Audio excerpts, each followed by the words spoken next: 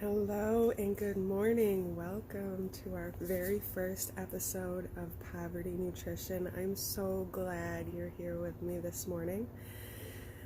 Today is our very first walk out into the garden for a lot of you, unless you've been able to visit the garden recently.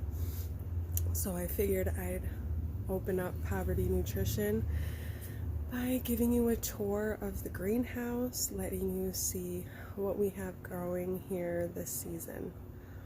All right, so follow with me. Right here, those are nasturtiums. They are going to be beautiful. So these here, I needed planters, and I had cut the bottoms here, I'll show you, off of water containers, and just like this, 1 gallon watering containers. And I had a whole bunch of the tops left, so I put some drainage in them and strung them up, and now I have tiered, self-draining,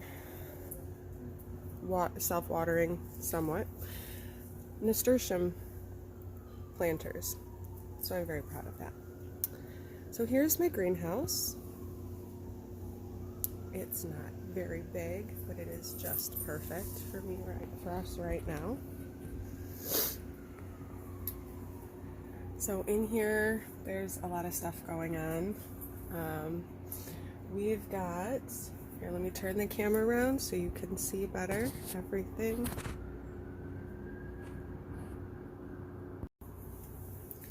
All right, so here's some basil that we have rooting.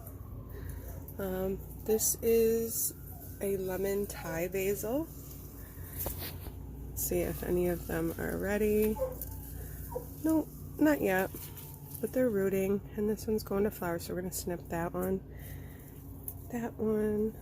and that one.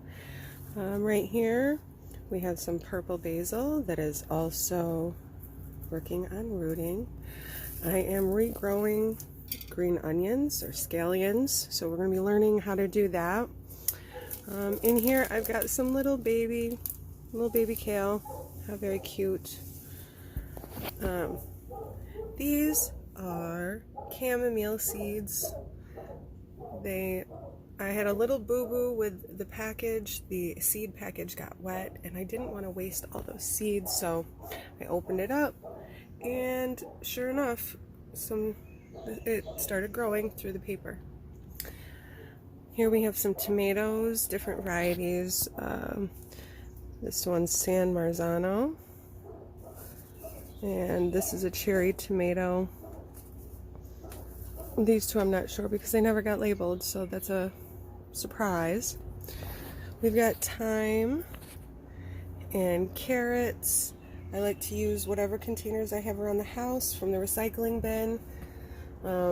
They work wonderfully. Just put in some drainage holes in the bottom and you have a nice little planter that didn't cost anything. Right here we have some vine spinach, which has been growing beautifully, and as you see in the garden is a prolific producer. It is amazing. And so here's this one that is trailing down. Right here, nothing sprouting yet.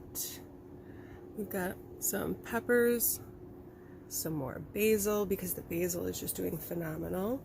Second row, we've got cauliflower, we've got salad greens, microgreens actually.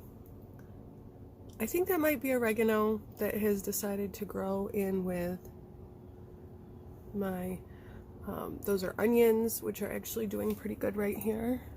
I'm very proud. There's a few of them in there. But since I'm not quite sure exactly what this is, I have not pulled it, because you never know. In here we have garlic, and in here, oh, that's a hitchhiker. But in here I'm regrowing a tomato plant that had broken off at the stem. So this was really interesting, and I didn't know if it was going to work. So this right here. This was the original stem, and it had snapped off before I got to transplant it. I was so sad. So I kept it and I kept watering it, and all of a sudden a little shoot came off the side. We will see what happens. There we go. And next we've got beautiful pickling cucumbers, more basil. Here's the beautiful purple basil, which actually tastes amazing, just like regular basil, but this beautiful purple color. Here's some regular basil, more lemon basil. Interesting note about lemon basil, you can put it in your lemonade or water, like some cucumber water. It is delicious. It does have that lemony citrus taste. Right here, I'll see if anything has sprouted yet. Nothing yet, but in there we've got spinach seeds. And I love using containers that I have lying around the house. This was a rotisserie chicken container. Wash it out really good, and you have a perfect little baby greenhouse. Nothing in here right now because those were just transplanted, and that will be reseeded. More basil rooting. And then right here we have a whole bunch of spaghetti squash. Okay, so these are 1 gallon containers. Literally, I bought water in them, and I just cut the tops off and put some holes in the bottom for drainage. They work wonderfully. So we've got spaghetti squash, a little bit of lettuce here, some nice big tomatoes that are going to be transplanted into the garden very soon once I find a spot for them. And this is baby Swiss chard. I'm so proud of how many we have going and how well they're doing. This is the second transplanting. They did really well. All of a sudden we've got that next section, next little clump of leaves. They're doing beautiful. Chives really aren't doing anything. That is definitely not a chive right there. Not sure what that is. Middle section we have thyme doing nicely, and the sage is doing very well. And here we've got carrots. So these carrots, these are for home use. But this container, again, I like reusing containers. So I cut the top of this water container that you can just slide right into the refrigerator, poked good drainage holes in the bottom because carrots like a lot of drainage, but this is nice and deep enough. I should get some pretty decent carrots out of that. All right, so now, and this is Tiffy T. She watches over the garden, greenhouse, brings good luck. And I usually have my seedlings surrounding her as they sprout and grow. All right, well, time to go in the garden. So that was the greenhouse.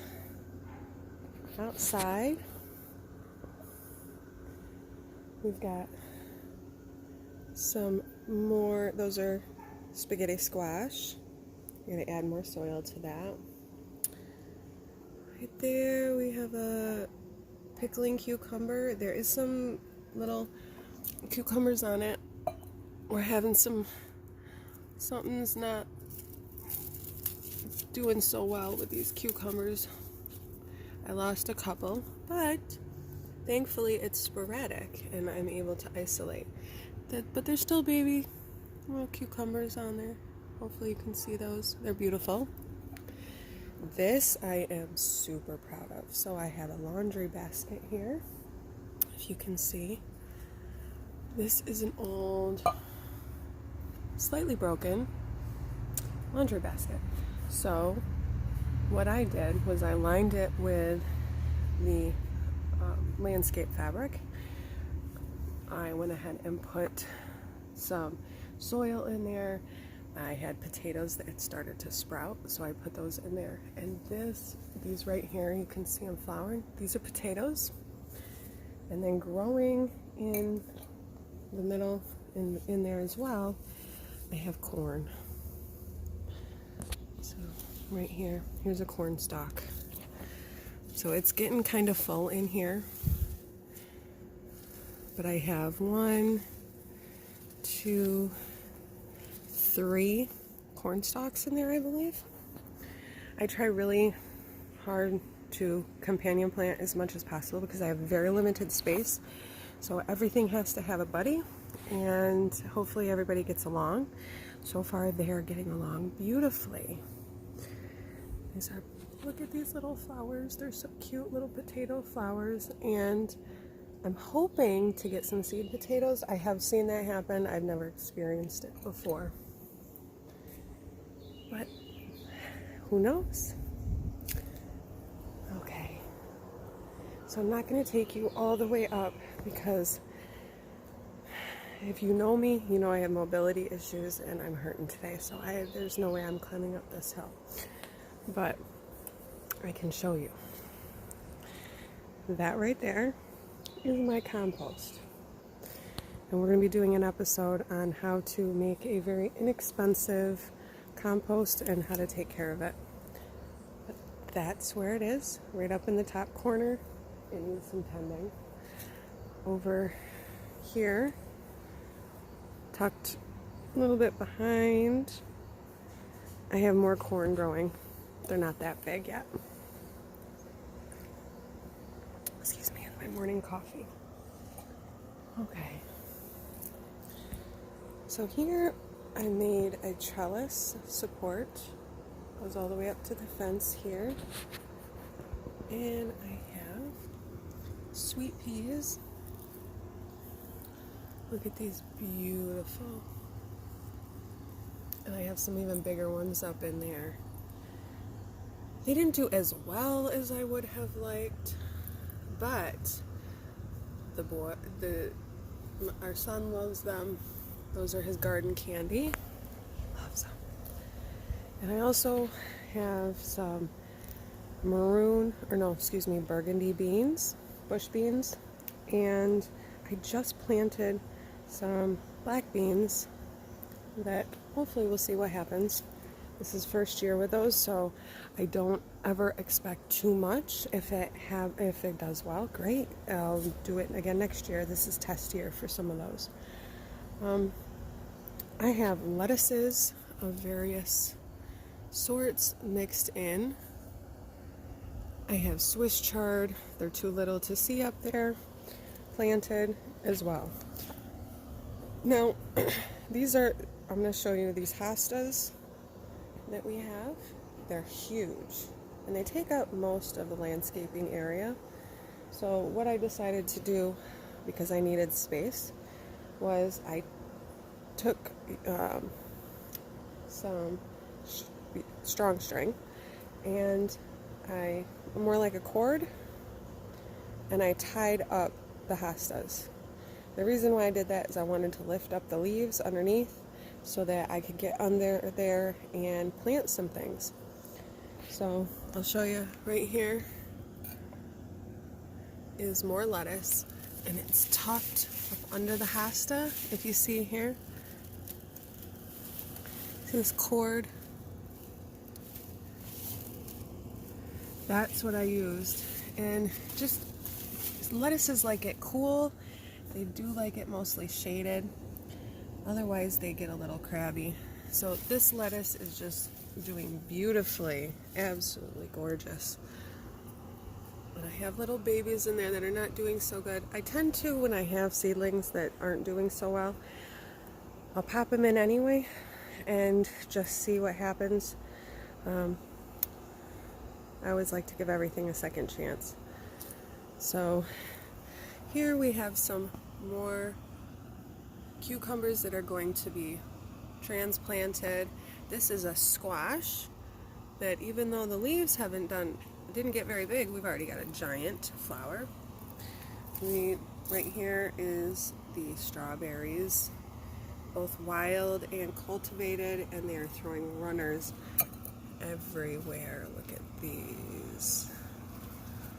Just amazing. And I have more potatoes here. And they're getting ready. They'll be ready soon to harvest once the plants, these green vines, die off and they get brown and shriveled. They're ready. Little pot of mint. Mint is wonderful to have in the garden. It keeps bugs away and it's wonderful for tea. What you have to remember though is it is prolific and it spreads. It can be quite invasive. And it will take over quickly if you don't have it contained. So my recommendation is to always have it in a pot. It's much easier to have control over. I have there's a spaghetti squash there.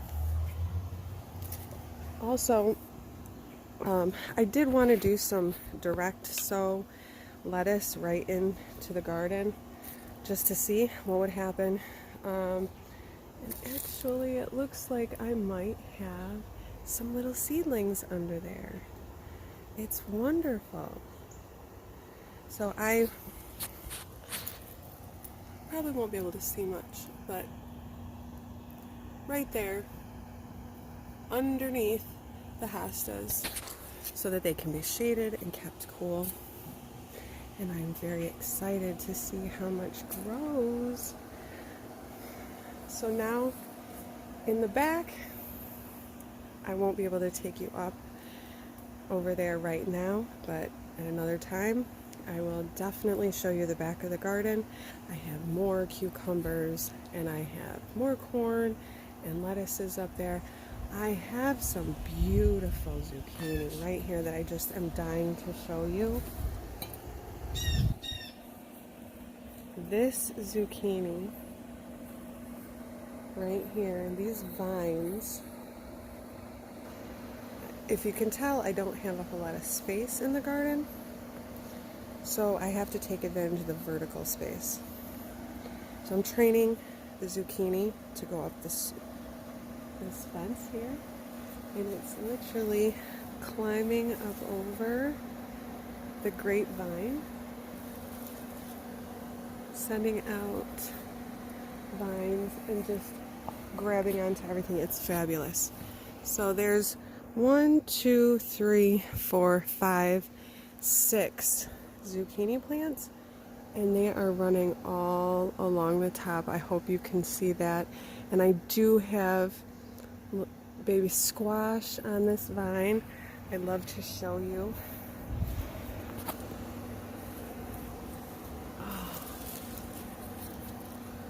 Do you see that? I hope you can see it. It's beautiful. It's beautiful.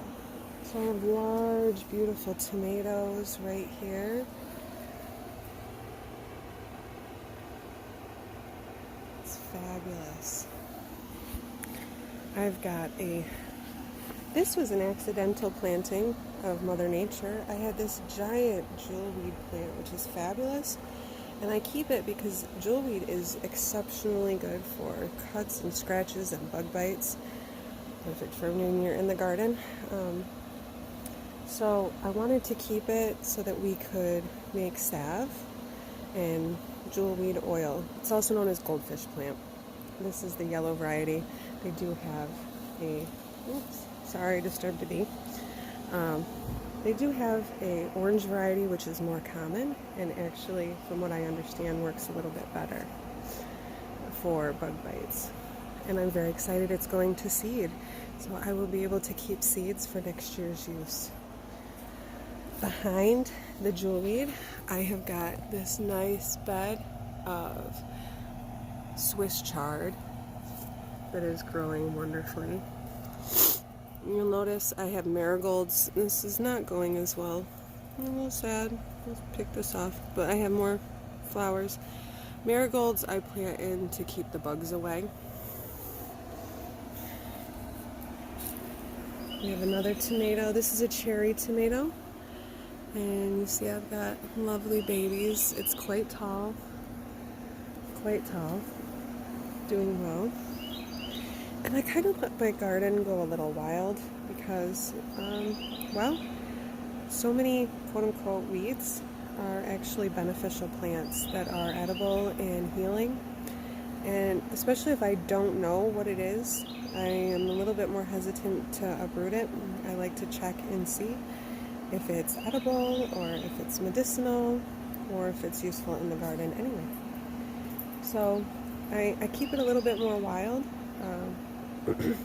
Sometimes I go in and thin out if it's getting too unruly, but you'll never see just all bare dirt with my plants sticking out. There's always a menagerie of things growing, and I like it better that way. So here, oh, I told you about the vine spinach. Here is the vine spinach. So I hope you can see. It's a little dark in here. This is the vine spinach. Okay, so it's going up a cord, just some twine, and it is another one, and this one's even more spectacular. It's flowering right now. I haven't decided. I know I want some of it to go to seed. I want seeds for next year, but I don't want the plant to start dying off. I'd like it to keep producing. But as the leaves get big, you just come in and cut them off and they will continue to grow. Now, watch this. It's actually poking up through just like the zucchini. It's poking up through and coming down. Like, this is insane. I have to drape it. And then I have to pick through the grapevine to try and find the spinach. It's kind of fun. And it won't stay up. There we go. Grapevine, fun fact, has not produced anything since we moved in. I don't know enough about grapes to know why it's not producing or why it has the little funny bumps on the leaves. That's my next project, is figuring out how we can get them actually producing. I have more nasturtiums over here. These leaves are getting giant. And they're just, I put them in the back, but they're really spreading out far. So they're kind of taking over. And in amongst them, right here, I have sage. These are doing great. Sage, I highly recommend, because once you put it in the garden, it's a perennial, and it will get more like a bush. Next year, when these come back, it's gonna be something. So, I also have, this is chamomile. These feathery leaves they're just so beautiful. So there's the actual flowers, the chamomile flowers. You can dry them and put them in your tea, to make teas and baths and things. I have some rosemary over there. Now these are my basil. These are the mother plants. So here's my lemon basil. I just planted some more regular basil because, well, we go through a lot of regular basil. And the purple basil. I have lots of tomatoes. I have I actually have 7 in this one little section staked up, which I know is going to might be a little interesting keeping all the leaves dry. I'm trying to keep them pruned so that I don't have blight issues. I don't want it to get too wet. And I have lettuce down in the bottom because, again, they like the shade. And I like things to be neighbors and friends. Right here, I have a eggplant. I have 2 little beautiful eggplants on there. Lovely. And I have some other tomato plants. And then this here is a pickling cucumber that is doing absolutely fabulous right here. It's growing up the fence without me even really having to do a whole lot. This is a flower of some sort. I can't remember which one, but I didn't realize it was going to get so big. Neither the cucumber. But look at this. Oh, look at that beautiful, huge pickling cucumber that is just about ready to pick, that I am so excited. I am so proud. This is my first one. This vine is loaded with babies. Absolutely loaded with baby zucchini, or excuse me, pickling cucumber plants. So over here, I do a lot in containers because a lot of people don't have access to big gardens that they can plant in, but they have access to a little porch or a windowsill or whatever. So a driveway even. You can put 5-gallon buckets with plants in them, line the driveway, and that's exactly what I did. I have big planters and I put the plants in, mixed them accordingly so that they'd get along and grow well. So I have zucchini and different squashes in with the tomatoes, and they seem to be doing quite well.